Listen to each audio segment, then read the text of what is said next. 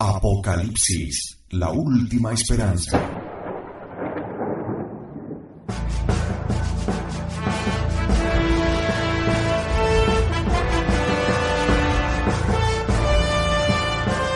El tiempo se está acabando.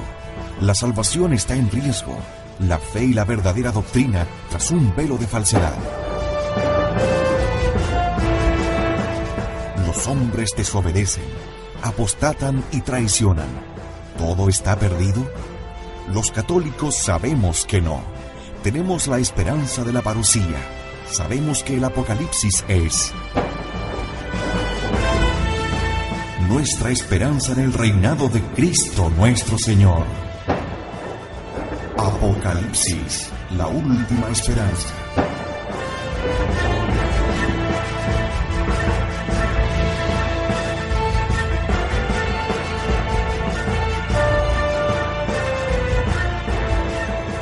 En Convicción Radio.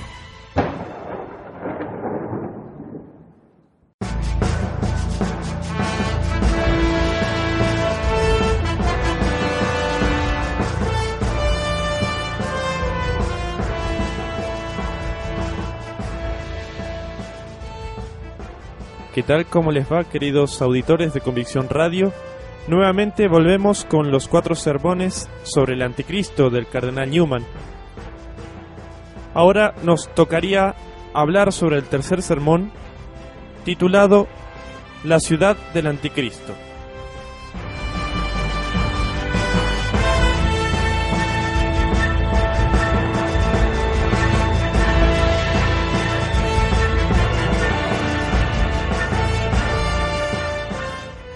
La mujer que has visto es aquella gran ciudad que reina sobre los reyes de la tierra. De este modo, el ángel interpreta ante San Juan la visión de la gran ramera, la encantadora, que sedujo a los habitantes de la tierra.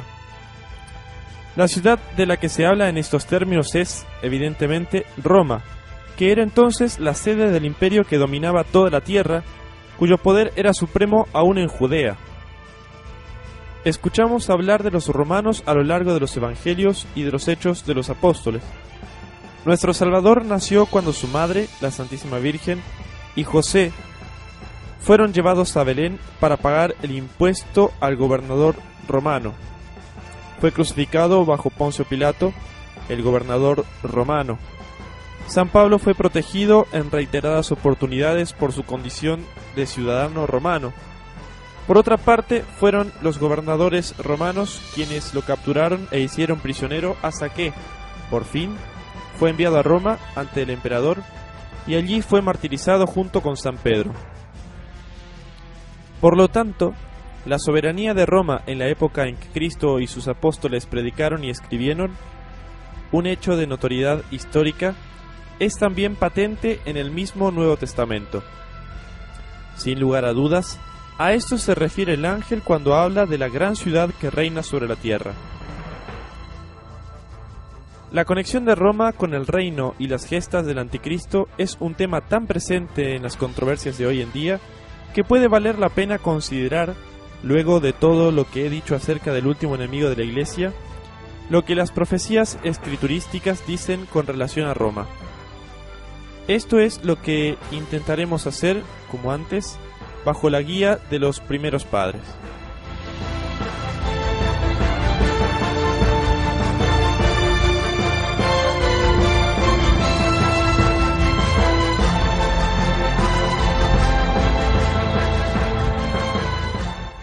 Observemos qué es lo que se dice por boca del ángel con relación a Roma en el pasaje más arriba citado y qué es lo que podemos deducir de ello. Esta gran ciudad es descrita bajo la imagen de una mujer cruel, disoluta e impía, ataviada de esplendor mundano, en púrpura y escarlata, en oro, piedras preciosas y perlas, esparciendo y bebiendo la sangre de los santos hasta embriagarse con ella. Más aún, ella es llamada Babilonia la Grande, para significar su poder, riqueza, profundidad, orgullo, sensualidad y espíritu perseguidor, según el modelo de aquel antiguo enemigo de la Iglesia. No necesitamos explicar acá cómo todo esto responde perfectamente al carácter y a la historia de la Roma del tiempo en que habla San Juan. Nunca hubo un pueblo más ambicioso, arrogante, duro de corazón y mundano que el romano. Nunca lo hubo, pues ningún otro pueblo tuvo la oportunidad de perseguir hasta tal punto a la Iglesia. Los cristianos sufrieron 10 persecuciones a manos de Roma, como generalmente se reconoce, persecuciones terribles que se extendieron durante más de 250 años. No alcanzaría el día para llevar las cuentas de las torturas que sufrieron por parte de Roma, de tal modo que la descripción del apóstol tuvo posteriormente, como profecía, un cumplimiento tan notable como precisa había sido en su momento bajo la forma del relato histórico.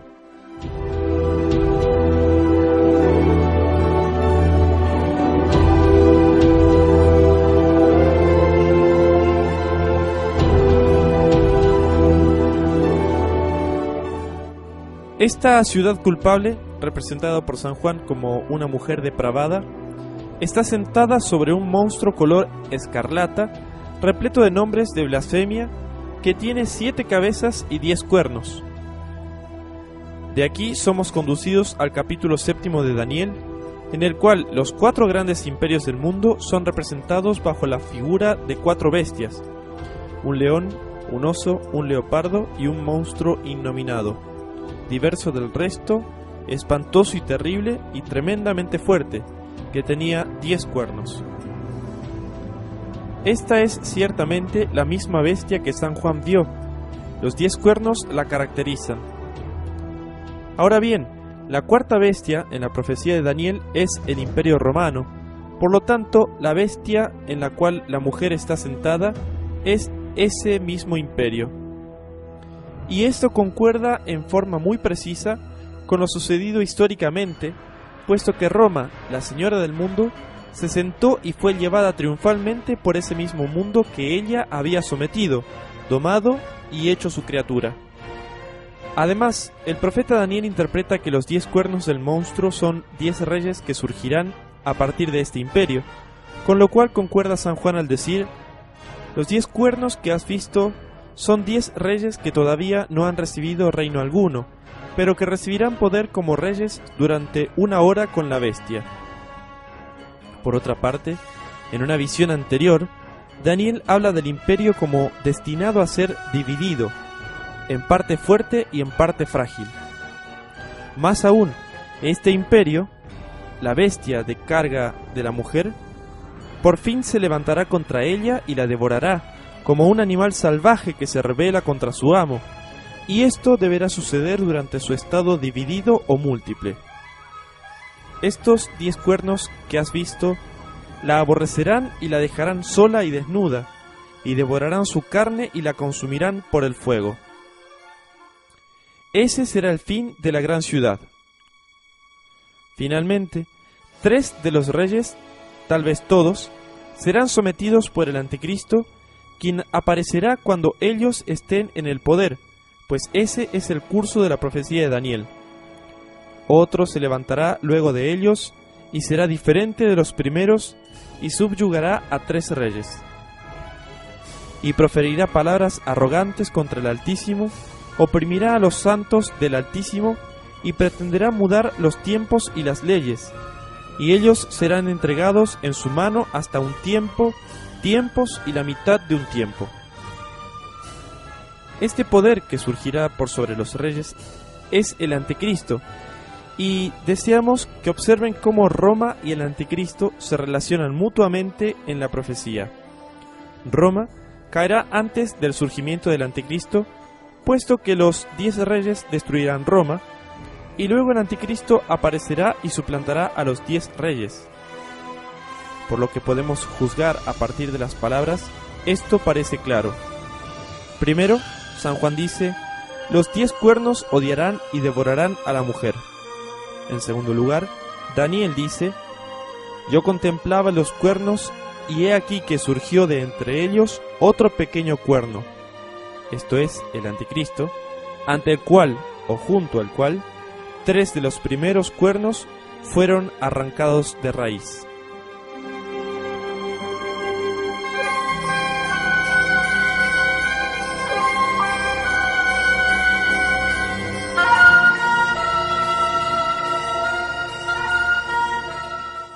Consideremos ahora hasta qué punto estas profecías se han cumplido y qué resta por cumplirse. En primer lugar, el Imperio Romano se ha quebrado, como estaba predicho. Se dividió en un número de reinos independientes, tales como Francia, España y otros países. Pero todavía es difícil numerar 10 exacta y precisamente. En segundo lugar, aunque Roma ciertamente ha sido desolada del mundo más pavoroso y miserable, todavía no ha padecido exactamente sufrimientos por parte de 10 secciones de su antiguo imperio, sino de bárbaros que cayeron sobre ella desde regiones externas. En tercer lugar, todavía existe como una ciudad, mientras que, según la profecía, debería ser desolada, devorada y consumida por el fuego. Y en cuarto lugar, existe un punto de la descripción de la ciudad impía que permanece prácticamente incumplido en el caso de Roma. Ella deberá tener en su mano una copa de oro llena de abominaciones, y deberá embriagar a todos los habitantes de la tierra con el vino de su fornicación. Expresión que sin lugar a dudas denota algún tipo de seducción o de engaño que les será permitido practicar sobre el mundo y que todavía no se ha cumplido en el caso de esa gran ciudad imperial sobre las 7 colinas de la cual habla San Juan. Por lo tanto, hay aquí cuestiones que requieren alguna consideración.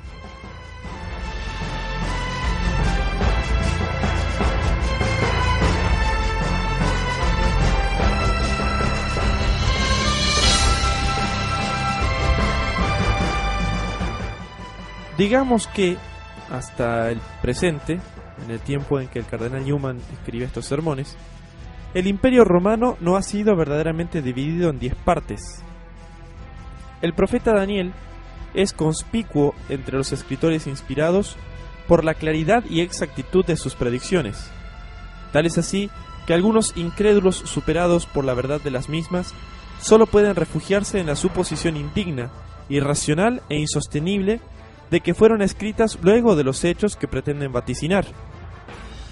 Pero en el caso de los 10 reyes, no tenemos ese exacto cumplimiento histórico. En consecuencia, debemos suponer que todavía no ha ocurrido. Esto concuerda con la antigua creencia de que dichos reyes debían aparecer hacia el fin del mundo y solo por un corto tiempo, hasta el advenimiento del Anticristo. De hecho, ha habido aproximaciones al número 10, pero más no se puede decir al respecto.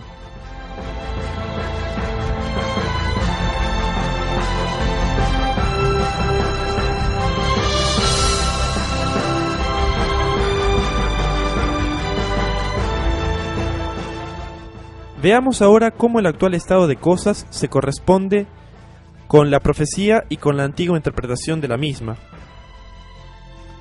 Es difícil decir si el Imperio Romano ha desaparecido o no. En un sentido ya no existe, puesto que está dividido en reinos. En otro, no, puesto que no se puede asignar una fecha en la cual haya llegado a su fin. Y mucho puede decirse acerca de los varios sentidos según los cuales puede ser considerado como aún existente, aunque en un estado mutilado y decaído. Pero si esto es así, y si debe culminar en 10 vigorosos reyes, como dice Daniel, entonces un día debe revivir. Veamos ahora cómo la descripción profética da cuenta de este hecho. La bestia salvaje, esto es, el Imperio Romano, el monstruo que tú has visto, era y ya no es, y ascenderá del abismo y avanza hacia su perdición. Nuevamente se hace mención del monstruo que era y ya no es, y sin embargo es. Nuevamente se nos dice en forma expresa que los 10 reyes y el imperio surgirán juntos. Los reyes aparecerán al tiempo de la resurrección del monstruo, no durante su estado lánguido y aletargado. Los 10 reyes no han recibido aún el reino, pero recibirán poder como reyes junto con la bestia solo por una hora. Por lo tanto, si el Imperio Romano todavía está postrado, Los 10 reyes no han surgido aún, y si los 10 reyes no han aparecido, los llamados a destruir a la mujer y la sentencia definitiva sobre Roma todavía no ha llegado. En consecuencia, el juicio pleno sobre Roma todavía no se ha realizado. Sin embargo, sus sufrimientos y los de su imperio han sido muy severos. San Pedro parece predecirlos como inminentes en su primera epístola. Parece sugerir que la visita de nuestro Señor, que estaba comenzando en ese momento, no era una venganza local o momentánea sobre un pueblo o ciudad particular, sino un juicio solemne, extendido sobre toda la tierra, pero que debía comenzar en Jerusalén. El tiempo ha llegado, dice, en que el juicio debe comenzar por la casa de Dios, en la ciudad santa, y si primero comienza entre nosotros, ¿cuál será el fin de aquellos que no obedecen el Evangelio de Dios?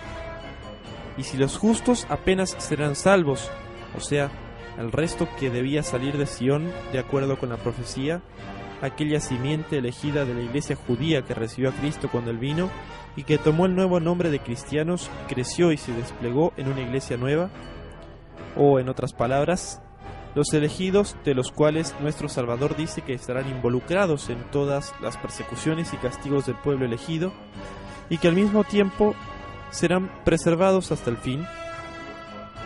Si los justos apenas serán salvos, ¿qué será del impío y del pecador?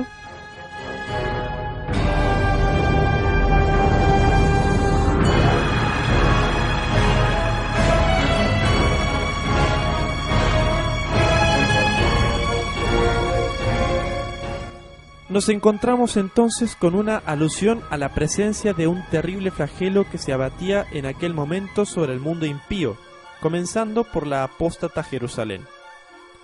Y de hecho, así ocurrieron las cosas. La venganza cayó primero sobre la ciudad santa, que fue destruida por los romanos. Luego se desató sobre los ejecutores mismos. El imperio se desorganizó y se partió en pedazos en medio de disensiones e insurrecciones, plagas, hambrunas y terremotos, mientras innumerables hordas de bárbaros lo atacaban por el norte y por el este, despedazándolo y quemando y saqueando a la misma Roma. El juicio que comenzó en Jerusalén recorrió el mundo por siglos y siglos, hasta que por fin llegó a su cumplimiento, hiriendo a la arrogante señora de las naciones, la mujer culpable montada sobre el cuarto monstruo que vio Daniel.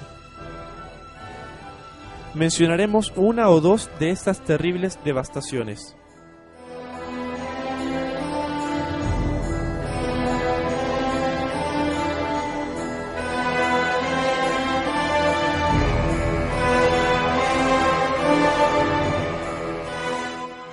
Hordas de bárbaros invadieron el mundo civilizado, el Imperio Romano. Una multitud, aunque la palabra multitud es muy débil para describirlos, invadió Francia, que vivía en paz y prosperidad bajo la sombra de Roma. Asolaron e incendiaron la ciudad y el campo. 17 provincias fueron convertidas en un desierto. 8 ciudades metropolitanas fueron incendiadas y destruidas. Multitudes de cristianos perecieron aún dentro de las iglesias. La costa de África fue escenario de otra de estas invasiones. Los bárbaros no dieron cuartel a nadie que se les opusiese, torturaron a sus cautivos, sin importarles edad, rango o sexo, para forzarlos a descubrir sus riquezas. Trasladaron los habitantes de las ciudades a las montañas, saquearon las iglesias. Tan completa fue la destrucción que ni los árboles frutales escaparon a ella. Con respecto a los castigos infligidos por manos de la naturaleza, mencionaremos solo 3 de entre muchos otros. Primero, una inundación del mar en todas partes del Imperio Oriental. El agua cubrió las costas 2 millas tierras adentro, arrasando con las casas y los habitantes a lo largo de miles de millas. Una gran ciudad, Alejandría, perdió 50.000 personas. Segundo, una serie de terremotos, algunos de los cuales fueron sentidos en todo el imperio. Constantinopla fue sacudida durante más de 40 días. En Antioquía, 250.000 personas perecieron en otro terremoto. Tercero, una plaga que se extendió, languideciendo y reviviendo, durante 52 años. En Constantinopla, durante 3 meses murieron diariamente 5.000 personas, y hacia el final 10.000.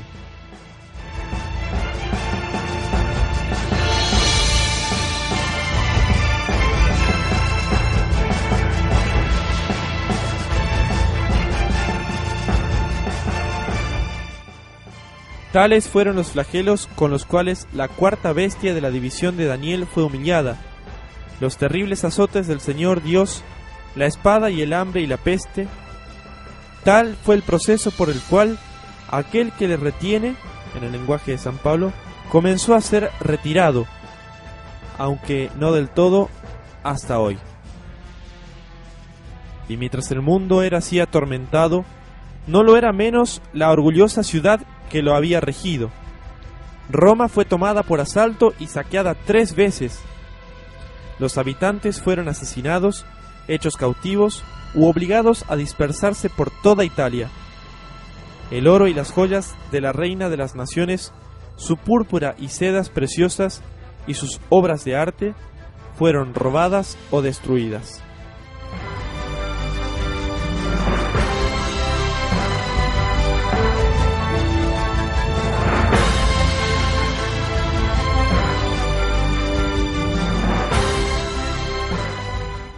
Con esto, queridos auditores de Convicción Radio, terminamos la primera parte del tercer sermón de los 4 que escribió el cardenal Newman. La próxima vez vamos a retomar y hablaremos sobre el cumplimiento o no de esta profecía que, de todo lo que hablamos ahora, aparentemente no termina de cumplirse. Hasta la próxima vez.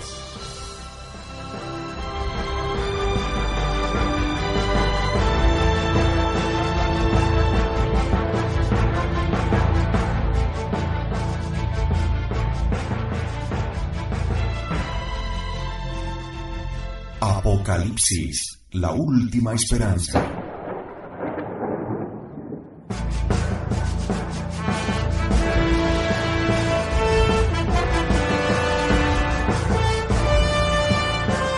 El tiempo se está acabando. La salvación está en riesgo. La fe y la verdadera doctrina tras un velo de falsedad. Los hombres desobedecen, apostatan y traicionan. ¿Todo está perdido?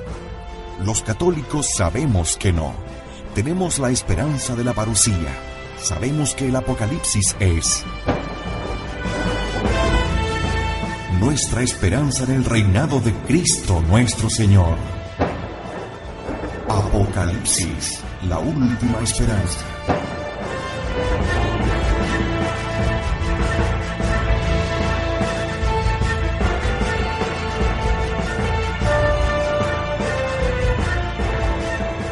En Convicción Radio. Apocalipsis, la última esperanza.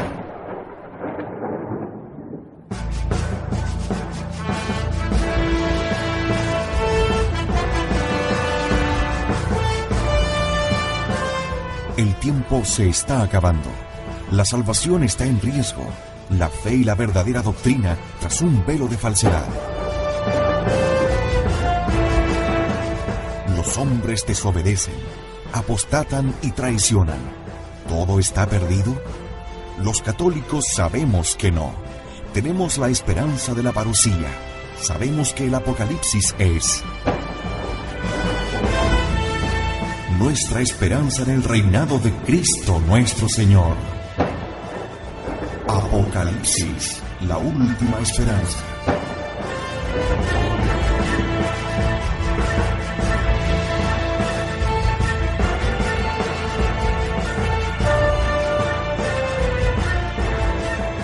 En Convicción Radio.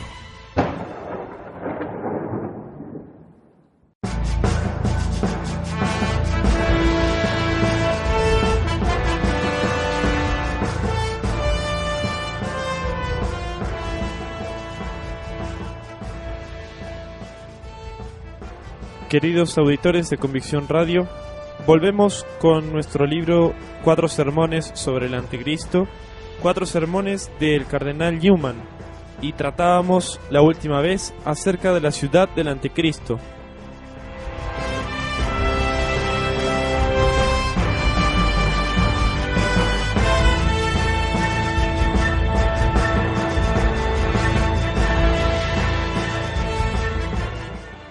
La última vez hablábamos sobre los sucesos que asolaron Roma cuando fue tomada y asaltada 3 veces. Estos sucesos grandiosos y notables ciertamente forman parte del predicho juicio sobre Roma, pero al mismo tiempo no llegan a realizar exactamente la profecía, la cual dice expresamente, por un lado, que las 10 porciones del mismo imperio que había sido casi muerto se levantarán contra la ciudad y la dejarán sola y desnuda y la consumirán por el fuego, lo que todavía no han hecho. Por otra parte, está profetizado que la ciudad experimentará una total destrucción, lo que todavía no le ha ocurrido, puesto que aún existe. Las palabras de San Juan acerca de este punto son claras y precisas. Babilonia la Grande ha caído y se ha convertido en morada de demonios, en guardia de espíritus inmundos, en guarida de toda clase de aves inmundas y detestables. Palabras que parecen referirse a la maldición lanzada contra la verdadera Babilonia, y sabemos cómo se realizó dicha maldición. El profeta Isaías había dicho que en Babilonia morarán bestias salvajes del desierto, y sus casas se llenarán de criaturas lastimosas, y habitarán allí búhos, y los sátiros, o sea demonios, danzarán allí. Sabemos que todo esto de hecho sucedió en Babilonia. Es un montón de ruinas, nadie habita allí, incluso es difícil decir dónde estaba ubicada realmente, tan grande es su desolación. San Juan parece predecir dicha desolación con relación a la ciudad criminal y perseguidora que estamos considerando, y a pesar de lo que ya ha sufrido, dicha ruina no ha caído sobre ella todavía. De nuevo, ella será completamente consumida por el fuego, pues fuerte es el Señor Dios quien la ha juzgado. Sin dudas, esto implica destrucción total, aniquilación. Y nuevamente, un ángel poderoso tomó una roca como una gran piedra de molino y la arrojó al mar diciendo: así de golpe será arrojada Babilonia, la gran ciudad, y nunca jamás será hallada. Quisiéramos agregar a todos estos pasajes la siguiente reflexión. Indudablemente, la Escritura habla de Roma como de un enemigo más inveterado de Dios y de sus santos que la misma Babilonia. Habla de ella como de la gran impureza y ruina del mundo. Luego, si Babilonia ha sido completamente destruida, con mucha más razón es dable conjeturar que Roma será destruida un día. Inclusive podemos observar que hombres santos de la primitiva iglesia ciertamente pensaron que las invasiones bárbaras no eran todo lo que Roma debía recibir en concepto de venganza, sino que Dios un día la destruiría por la furia de los elementos. Roma, dice el Papa Gregorio, en momentos en que un conquistador bárbaro había tomado posesión de la ciudad y todo parecía indicar su destrucción, no será destruida por las naciones, mas se consumirá internamente por tormentas de rayos, torbellinos y terremotos. Concuerda con eso la profecía adjudicada a San Malaquías de Armagh, un arzobispo medieval, quien declara: en la última persecución de la Santa Iglesia, Pedro de Roma ocupará el trono y apacentará a su rebaño en medio de numerosas tribulaciones. Cuando éstas hayan finalizado, la ciudad sobre las 7 colinas será destruida, y el juez tremendo juzgará al pueblo.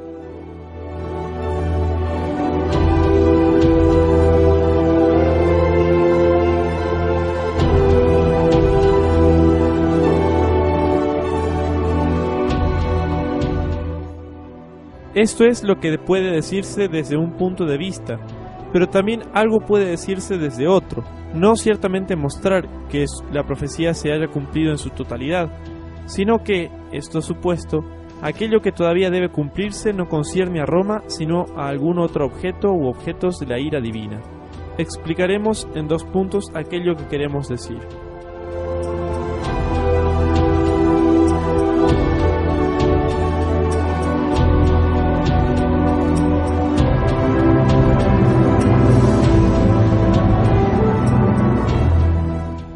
En primer lugar, ¿por qué Roma no ha sido destruida todavía? ¿Por qué razón los bárbaros no la aniquilaron? Babilonia sucumbió bajo la mano del vengador enviado contra ella. Roma no. ¿Por qué razón? Puesto que si ha habido algo que difiriese la venganza destinada a Roma, podría ser que dicho obstáculo actuase todavía y retuviese la mano levantada de la cólera divina hasta que venga el fin. La causa de esa inesperada prórroga parece ser simplemente la siguiente.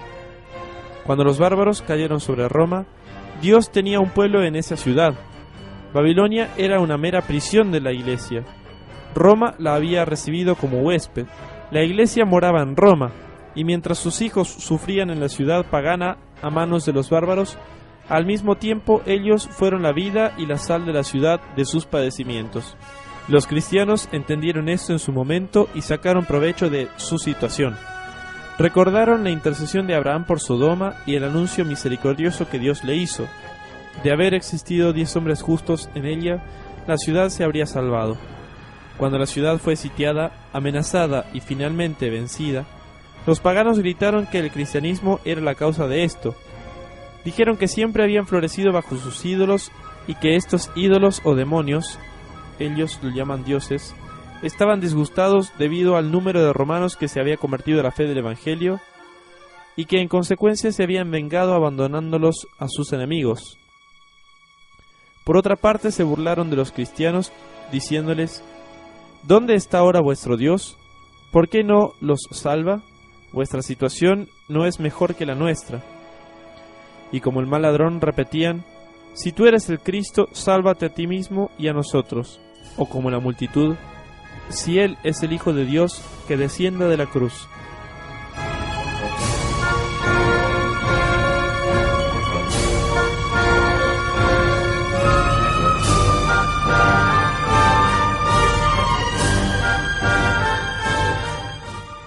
Estas cosas ocurrieron en vida de uno de los más celebrados obispos y doctores de la Iglesia, San Agustín, quien respondió al desafío. Respondió a los paganos y también a sus hermanos, algunos de los cuales se encontraban ofendidos y golpeados por el hecho de que dichas calamidades hubiesen sobrevenido a una ciudad que se había vuelto cristiana. Señaló a las ciudades pecadoras que habían sido visitadas y destruidas, mientras que Roma había sido preservada. He aquí, dijo San Agustín, el completo cumplimiento de la promesa de Dios anunciada a Abraham. Por el bien de los cristianos que la habitaban, Roma fue castigada, mas no destruida totalmente.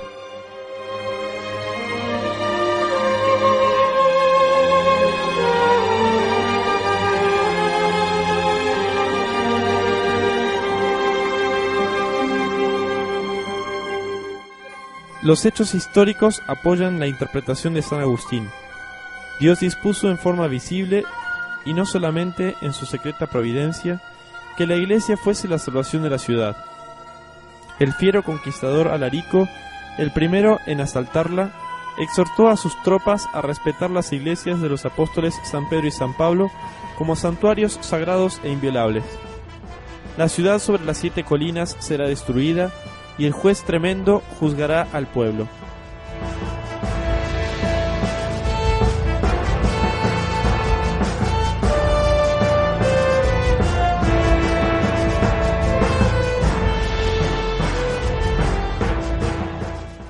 Esto es lo que puede decirse desde un punto de vista, pero también algo puede decirse desde otro. No ciertamente mostrar que la profecía se haya cumplido en su totalidad, sino que, esto supuesto, aquello que todavía debe cumplirse no concierne a Roma, sino a algún otro objeto u objetos de la ira divina. Explicaremos en 2 puntos aquello que queremos decir.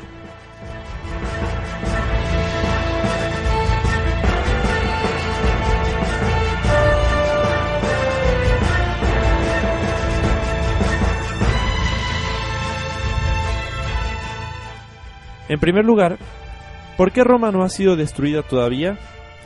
¿Por qué razón los bárbaros no la aniquilaron? Babilonia sucumbió bajo la mano del vengador enviado contra ella. Roma no. ¿Por qué razón?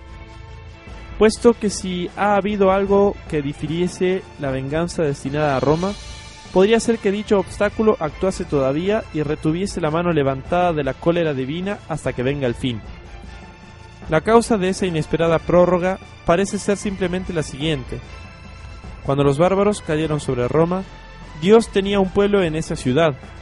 Babilonia era una mera prisión de la Iglesia. Roma la había recibido como huésped. La Iglesia moraba en Roma, y mientras sus hijos sufrían en la ciudad pagana a manos de los bárbaros, al mismo tiempo ellos fueron la vida y la sal de la ciudad de sus padecimientos. Los cristianos entendieron esto en su momento y sacaron provecho de su situación. Recordaron la intercesión de Abraham por Sodoma y el anuncio misericordioso que Dios le hizo. De haber existido 10 hombres justos en ella, la ciudad se habría salvado. Cuando la ciudad fue sitiada, amenazada y finalmente vencida, los paganos gritaron que el cristianismo era la causa de esto. Dijeron que siempre habían florecido bajo sus ídolos y que estos ídolos o demonios, ellos lo llaman dioses, estaban disgustados debido al número de romanos que se había convertido a la fe del Evangelio y que en consecuencia se habían vengado abandonándolos a sus enemigos. Por otra parte se burlaron de los cristianos diciéndoles: ¿dónde está ahora vuestro Dios? ¿Por qué no los salva? Vuestra situación no es mejor que la nuestra. Y como el mal ladrón repetían: si tú eres el Cristo, sálvate a ti mismo y a nosotros. O como la multitud: si Él es el Hijo de Dios, que descienda de la cruz.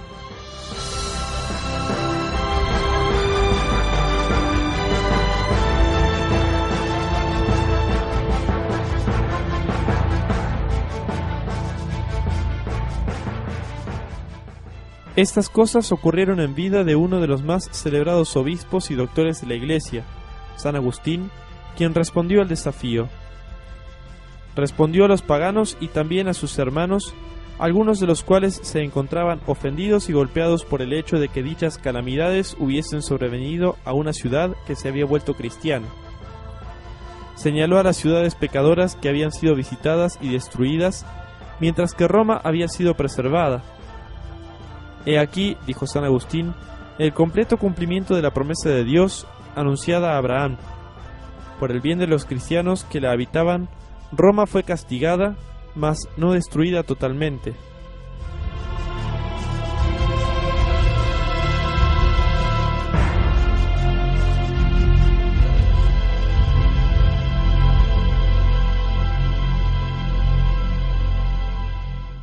Los hechos históricos apoyan la interpretación de San Agustín.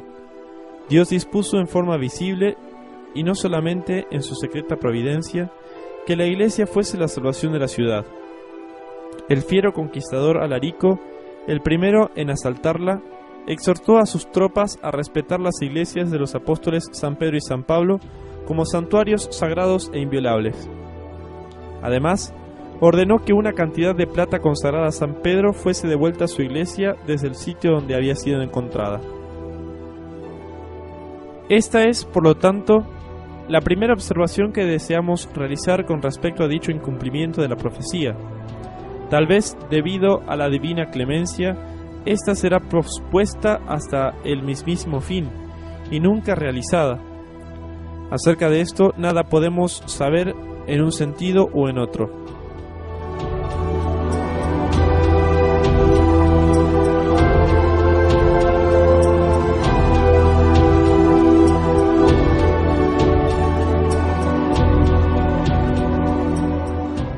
En segundo lugar, puede considerarse que, así como Babilonia es un tipo de Roma y del mundo del pecado y de la vanidad, del mismo modo Roma puede muy bien ser tipo de alguna otra ciudad o de un mundo soberbio e engañoso. La mujer se dice tanto de Babilonia como de Roma, y así como ella es algo más que Babilonia, es decir, Roma, así también podría ser algo más que Roma, algo que todavía está por venir. Varias grandes ciudades de la Escritura son, en su irreligiosidad y ruina, tipos del mundo mismo. Su fin es descrito en figuras que solo se aplican en su plenitud al fin del mundo. Se dice que el sol y la luna caen, que la tierra tiembla y que las estrellas caen del cielo. En la profecía de nuestro Señor, la destrucción de Jerusalén es asociada al fin de todas las cosas. Como su ruina prefigura un juicio mayor y más amplio, los capítulos a los que nos hemos estado refiriendo pueden tener un cumplimiento ulterior no en Roma, sino en el mundo mismo, o en alguna otra gran ciudad a la cual no podemos al presente aplicarlos, o a todas las grandes ciudades del mundo en su conjunto, y al espíritu que impera en ellas, espíritu de avaricia, lujuria, autodependencia y de religión. Y en ese sentido ya se ha cumplido una parte del capítulo que estamos considerando, que no se aplica a la Roma pagana. Nos referimos a la descripción de la mujer emborrachando a los hombres con sus sortilegios y engaños, pues no otra cosa que una intoxicación es ese espíritu arrogante, impío, falsamente liberal y mundano que desde las grandes ciudades se extiende por toda una nación.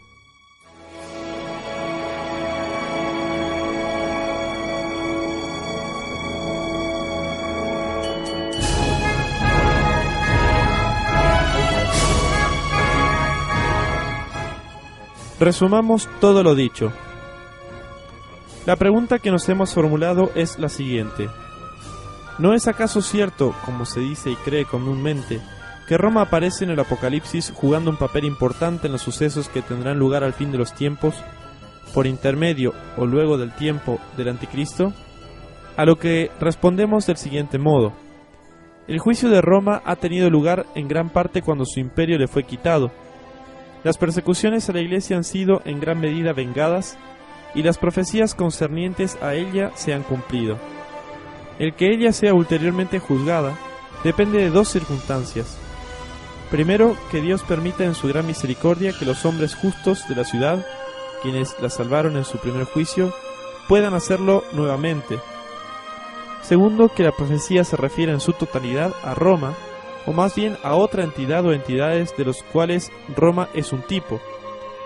Incluso decimos que, si los divinos oráculos afirman que Roma debe ser todavía juzgada, esto debe realizarse antes de la venida del Anticristo, pues éste deberá vencer a 10 reyes y durar por un tiempo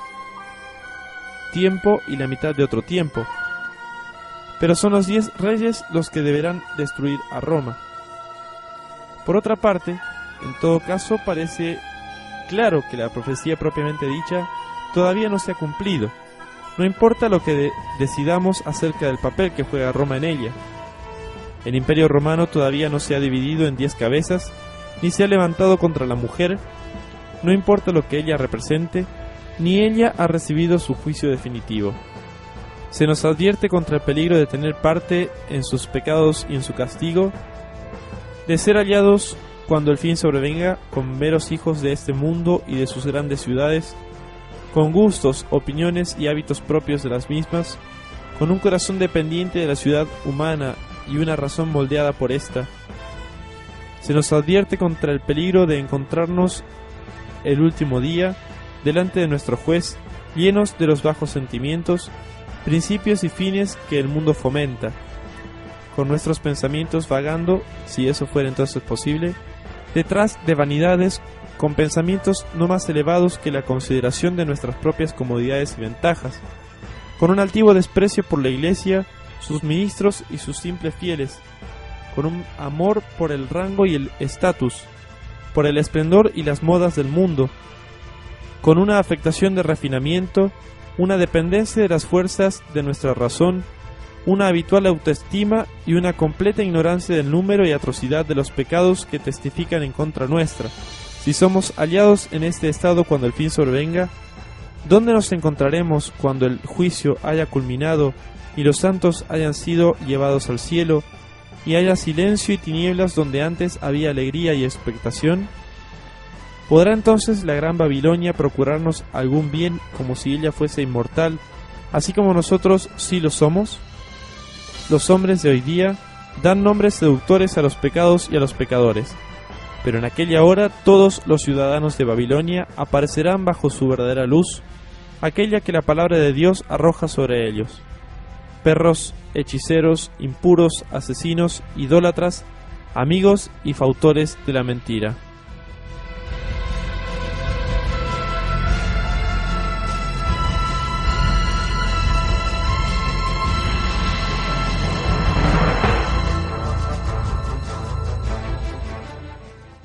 Los invito, queridos auditores de Convicción Radio, a que la próxima vez se queden alertas, porque el cuarto sermón, muy interesante, trata sobre la persecución del anticristo. Un gusto y hasta la próxima.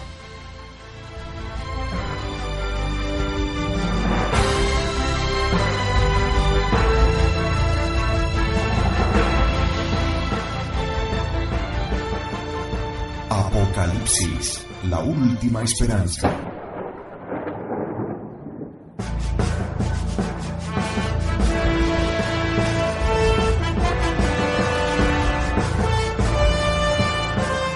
El tiempo se está acabando. La salvación está en riesgo. La fe y la verdadera doctrina tras un velo de falsedad. Los hombres desobedecen, apostatan y traicionan. ¿Todo está perdido? Los católicos sabemos que no. Tenemos la esperanza de la parucía. Sabemos que el Apocalipsis es nuestra esperanza en el reinado de Cristo nuestro Señor. Apocalipsis, la última esperanza.